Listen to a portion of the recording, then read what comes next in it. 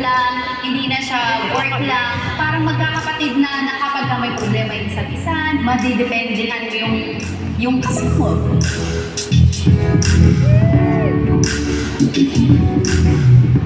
Kasi mas nakakasama namin ang sex bomb kaya sa mga family kasi nga mga oras na kami uuwi, pagod na, tapos another day. Sila na naman yung makita namin, nakasama. Parang mas yung nakakasawa ka. Kaya sawa ko na wala akong choice.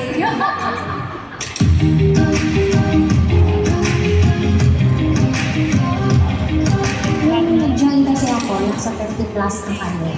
Kasi sabay-sabay, pagkatapos namin magtitbulaga, magtutok-tok-tok naman kami. So, sobrang dami namin nun. May show pa kami sa Zirco, tapos may daisy pa kami lahat. Yung sa akin pinakabunso, ang paharamdam kasi since everyday nag-work kami, yung laging looking forward kami mga ate ka na just in case na may support system talaga kasi doon. Actually, sa amin lahat kami magkakasundo. Kaya lang, nahati kami sa grupo. Meron team bahay. Yung team bahay na pag may event, yun yung uwi-uwi na. May mga team labas.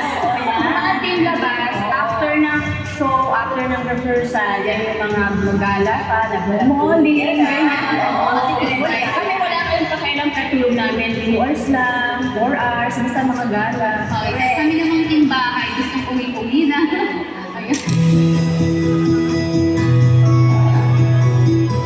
Actually, nung nagkita-kita kami lahat, parang bumalik ako sa pagkabata.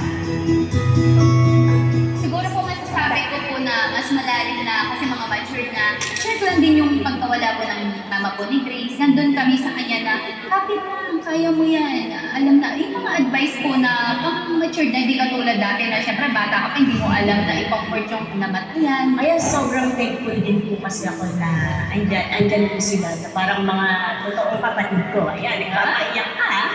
Ayun, na nagkaroon ako ng maraming kapatid at kapamilya na nagmamahal sa akin. Noon kasi, pagka nag-uusap kami na mga personal na problems, ate mo naman, konting ano lang. Ngayon kasi pag kami ganun ka ng issue sa mga family mo or personal, nag-a-advise na sila, ang ganda na ng mga naririnig mo, so nag-mature na nga sila. Yun yung malaking pinagbago din.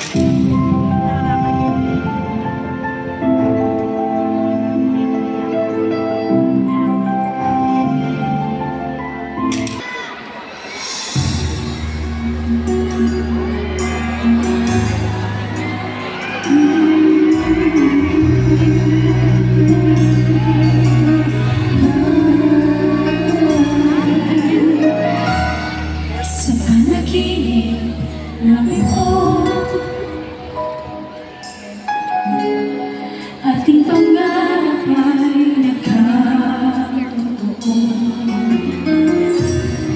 Isang pangarap